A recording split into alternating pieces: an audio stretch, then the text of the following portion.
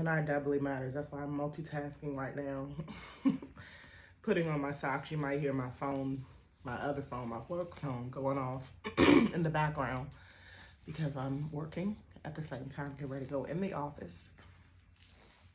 And even though it's just the Pisces moon, that's still mutable energy that we have in 4 more moons, which is 8 more days, because the full moon in Gemini is on December the 7th. And today's the last day of November. It's the 30th, y'all. And this is Get a Life Astrology. I am TMZ, teaching everyone abundantly, empowering many, Zakia, enlightening every day. I'm also multitasking, looking at these messages coming on my screen. But let's talk about this full moon. Okay, not much of a background today, but we'll see if I can edit that out. And duality, my editing and talking, podcasting, what you call it, vlogging skills. All right, the full moon, as I said again, is on December 17, 2022. I forget the time. So sorry, y'all. It is at 16 degrees of Gemini. Also at 16 degrees of Gemini, when it's a full moon, it's the opposition of the sun. The sun is at 16 degrees of Sagittarius. So the opposition signs here we're dealing with, the axis we're dealing with is the Gemini and Sagittarius axis. Also conjunct, which means in the same sign, blending the energies because they are in close or the same degrees, is going to be Mars.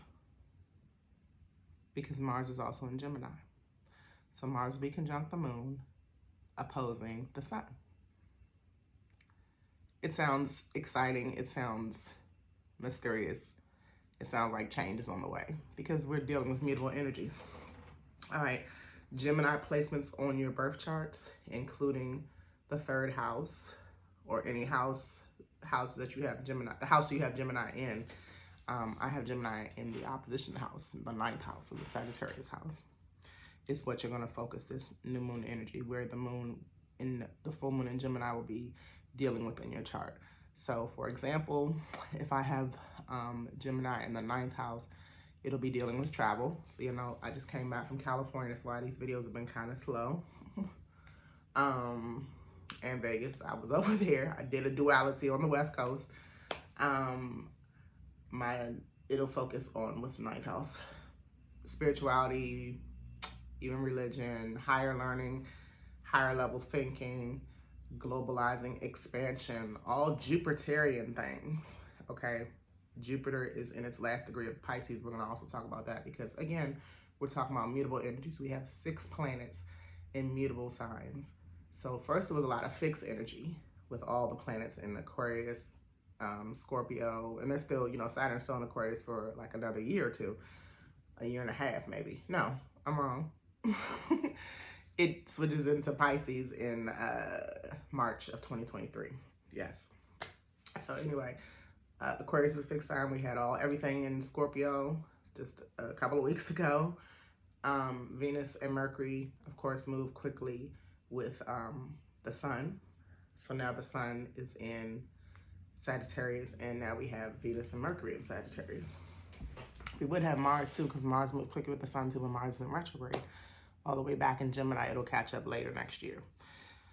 But yeah, talking about duality. Choices, your perceptions, your duality in those things. So choose one thing or the other. Your perception could be one way or another. What you learn and what you teach. I can't say this enough to a lot of fixed signs because we are stuck in our ways. And I can't say this enough to the mutable signs, especially Gemini and Sagittarius, because it's either their way or no way.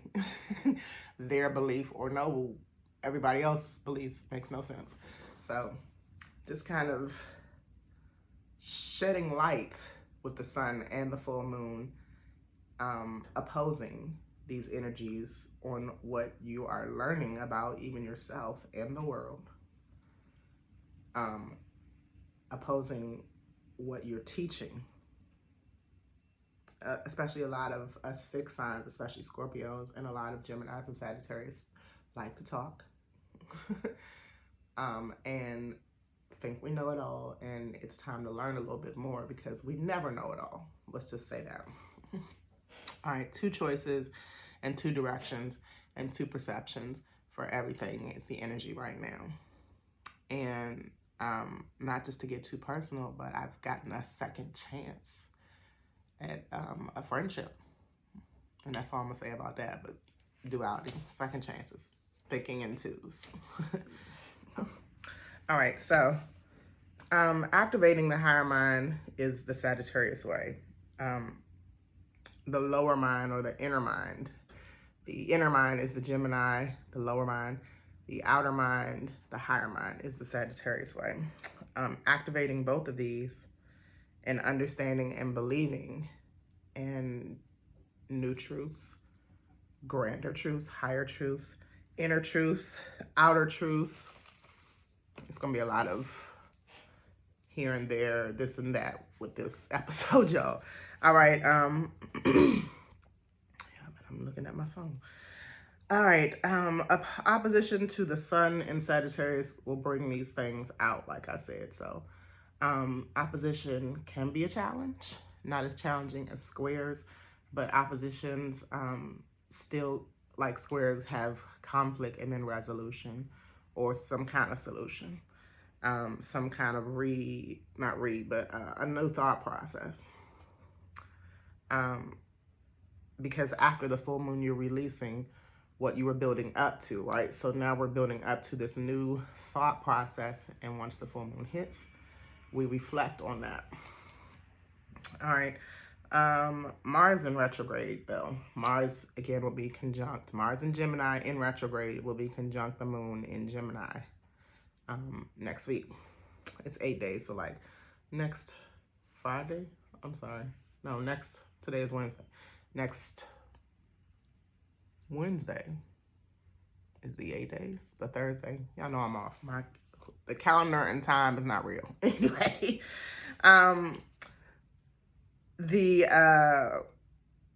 we're gonna have to review decisions with Mars being in retrograde, conjunct this moon. Again, the full moon illuminates things. So the choices you have made, the things that you've decided on, you might reconsider. That's why I got a second chance, because somebody reconsidered the choice that they made. I reconsidered the choice that I made. And now you can reconsider and reconcile. You see how I did that? Y'all like how I did that? All right, Mars conjunct the full moon. This is a time to be mindful and kind and thoughtful, because Gemini is very chatty. I did I'm gonna put it right here. I did a Sagittarius and talks too much, and I tied it in with what I'm talking about right now, Mars and Gemini. Ashe 1010. I got the message from my oldest daughter, Milan.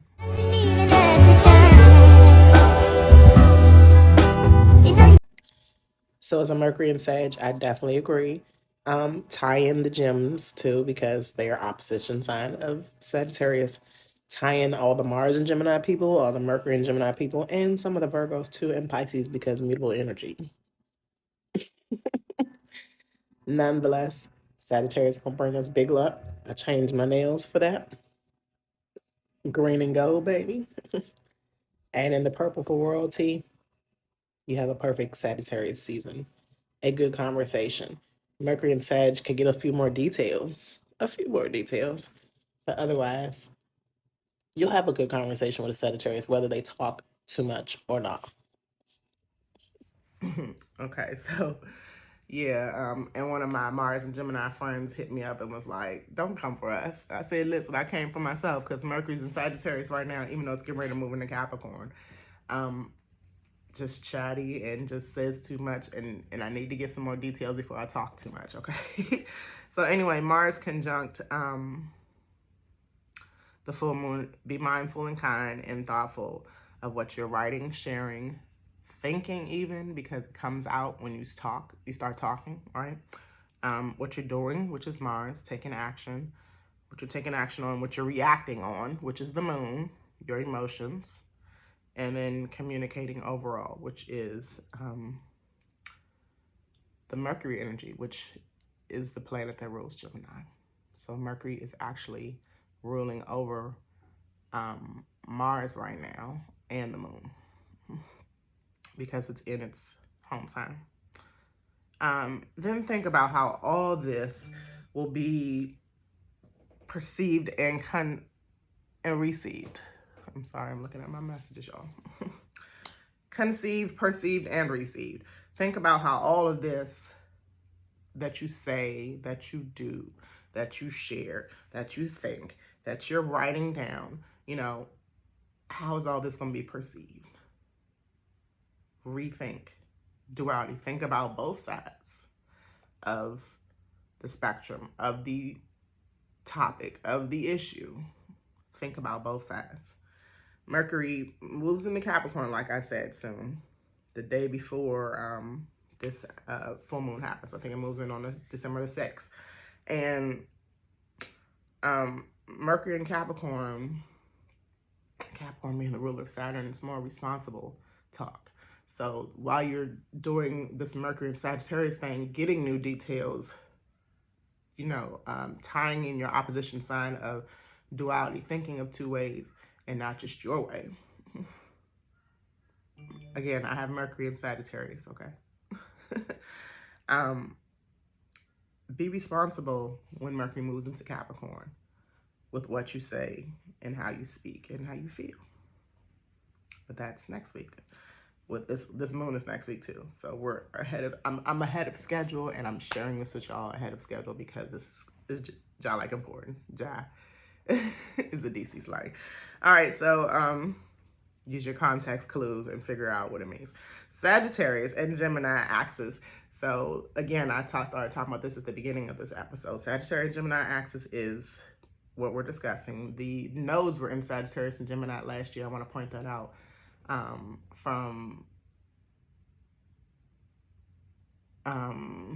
So they're 18 months and they switched in January, which means middle of 2020, right? The middle of 2020 is when the nodes switched. So like when we were kind of in lockdown state, okay? Globally, you know, Sagittarius was what we were releasing. We were releasing that, and we still are. And now the secrets are coming out with the nodes in Scorpio, the South Node in Scorpio. Because when the South Node was in Sagittarius, we couldn't travel. We couldn't really, well, we got a new way to be global. That was the Gemini North Node way. So the way we were going towards was everybody still being able to talk to each other globally. But we're moving away from having to go to each other globally because everybody was on Zoom. Remember that? Anyway, this axis is still a story that's now being rewritten from just when the nose was in Sagittarius in Scorpio a year and a half ago. I'm sorry, Sagittarius and Scorpio. Y'all, I'm rushing. Let me slow down. When they were in Sagittarius and Gemini a year and a half ago. All right, what were you experiencing then? And what are you experiencing now that may need to be rewritten? Sagittarius is a great storyteller. Retell your story. Gemini is the detailed one. Check the details, okay? Again, Jupiter rules Sagittarius, so it's ruling the sun now. It's ruling Venus. It's ruling Mercury. And that's all that's in Sagittarius. And it also rules Pisces, and Jupiter's in Pisces in the last degree of 29 around this time. It's moving into the last degree. 29th degree of Pisces, which means it'll be back in Aries very soon. Neptune is in Pisces right now, so Neptune and Jupiter are kind of conjunct. Neptune is at 22 degrees, so it's not a strong conjunction, but they're both in Pisces. They're both at the end of their zodiac cycle. And when you enter Aries, you're starting new energy for a new cycle. Which is why,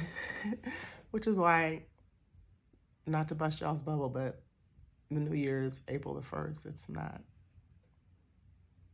It's not when it's cold and dead and everything is dying in January. That's another story for another day. But Jupiter is at the last degree of the entire zodiac sign. So now that it's going direct in Pisces, also Neptune is about to go direct next week in Pisces. There's openness to what's coming next. There's a closing and ending of a cycle, of forgiveness. I realize Pisces has to do with forgiveness a lot. So does Neptune, so does Jupiter. Spirituality. The same day the sun goes into Capricorn, which is the new winter equinox, on December 21st is the same day Jupiter goes back into Aries. And this is the start of a new cycle of the solstice. The solstice is, because Aries is the new cycle for the zodiac. Capricorn is supposedly the new cycle for the year. The Gregorian, what is called Gregorian calendar year. But the solstice also brings in new energies. Okay. What has been ending and shifting with things in Pisces? What spiritual growth or spiritual warfare have you been experiencing that needs to end or grow or start anew, right?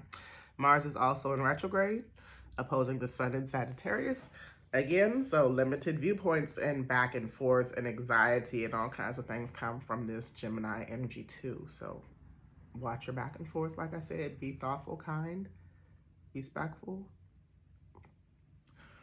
Think about what you're saying. Don't create anxiety for your feelings about what you're thinking and your thoughts.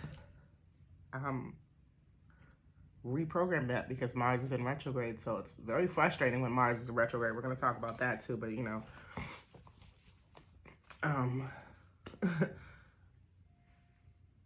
the more you work on your thoughts, the more your actions are better and more received. And take it from me, Scorpios are ruled by Mars, so I'm a Martian all day.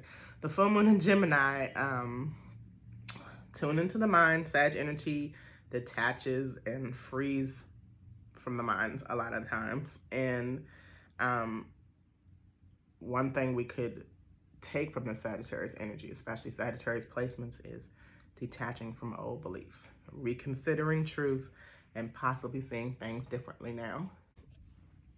The 6 planetary mutable signs. The mutable signs again are Gemini, Sagittarius, Pisces, and Virgo. There's nothing in Virgo right now, so we're dealing with 3 of them. But 6 planets and mutable signs is the sun in Sagittarius, the moon in Gemini next week. The moon is in Pisces right now, though, so that's still a mutable sign. The moon in, Mars in Gemini, Venus in Sagittarius, Jupiter and Neptune in Pisces. So there's a lot of flexibility with mutable signs. There has to be, okay? Things are changing. There's no more fixed energy. Things have loosened up with the fixed energy, and now they're starting to change. And one thing is that anything is possible in mutable energy. Anything is possible in life. But mutable energy shows you how things can switch up and change in an instant. So anything is possible. Think that way. Sagittarius way is having more faith in things and more positivity and more upbeat. Because like when you're coming out of Scorpio season, you've been so low and deep, rise up. And that's what Sagittarius season is about. So that's why, even though I'm a Scorpio, I love Sagittarius season because it's just lighter energy. It's the fire we needed with all that heavy water, deep ocean, drowning energy. So Neptune is what I'm talking about next, and we're wrapping this up. Neptune is direct next week too in Pisces.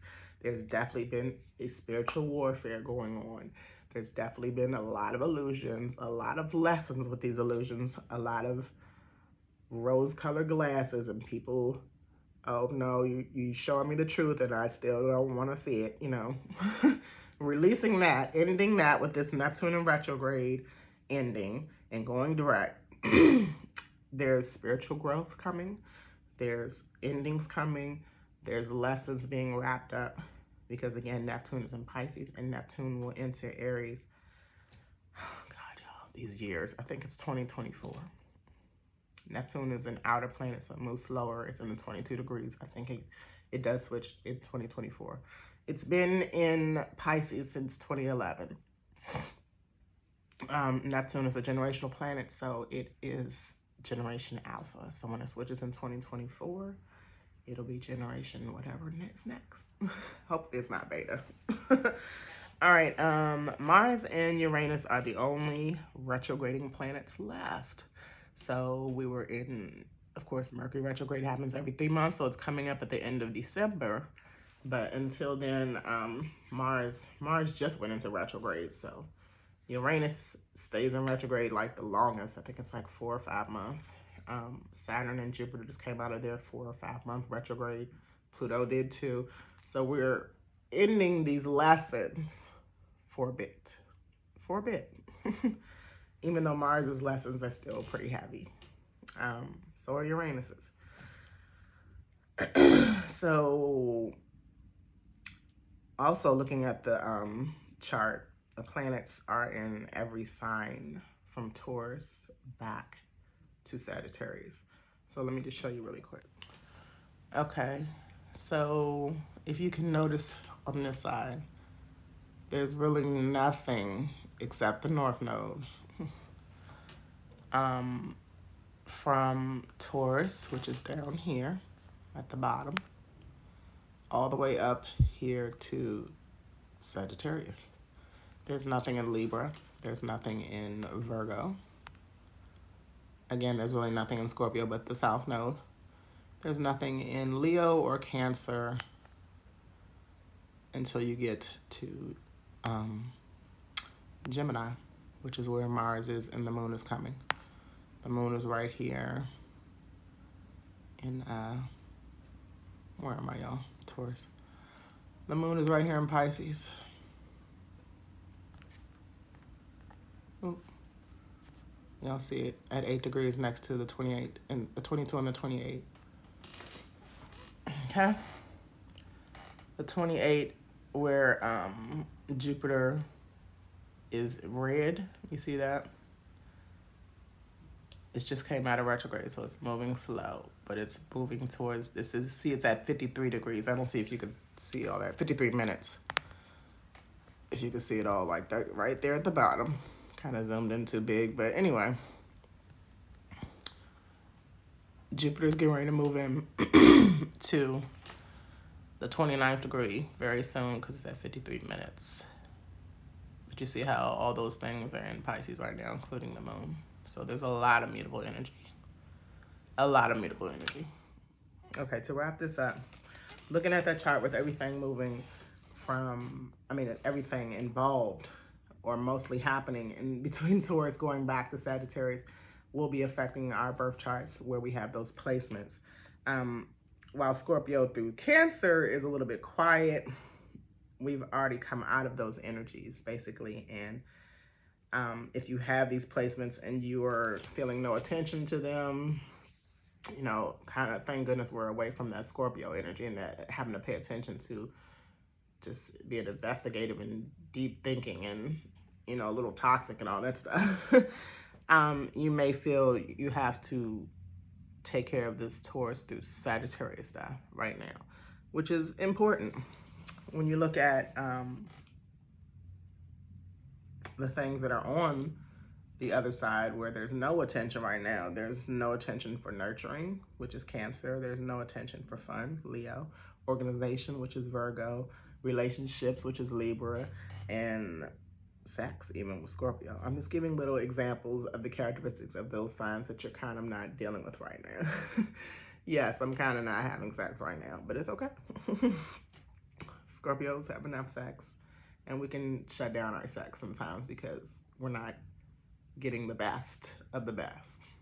Stay tuned for something on that because I'm getting ready to take a Tantra and Kama Sutra class and get some books about it. Anyway,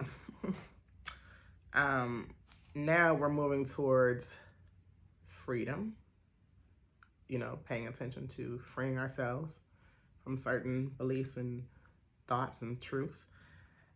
Work, which is the Capricorn way. Humanitarianism, which is the Aquarius way. We're moving towards spirituality, and elevating that, which is the Pisces way, and leadership, which is the Aries way, and finances, which is the Taurus way. So we're leaning on more of all those kind of characteristics with the chart looking the way it is right now. And our mindsets are needing this more and more with this full moon coming in Gemini. Overall, the full moon conjunct Mars will help you better access your thoughts, actions, and reactions. So move towards it, plan accordingly, and prepare for change. Peace. I'm Team Z, y'all teaching them abundantly. Empowerment is the key, enlightening every day. Let me get the F out of here and get to work so I can pay these bills until y'all help me pay them by liking, commenting, sharing, building up my social media influence. And I thank y'all for that. Grateful. Grand Rising, have a great hump day Wednesday, last day of November. And we're at the last month of the Gregorian calendar. Yay! Just a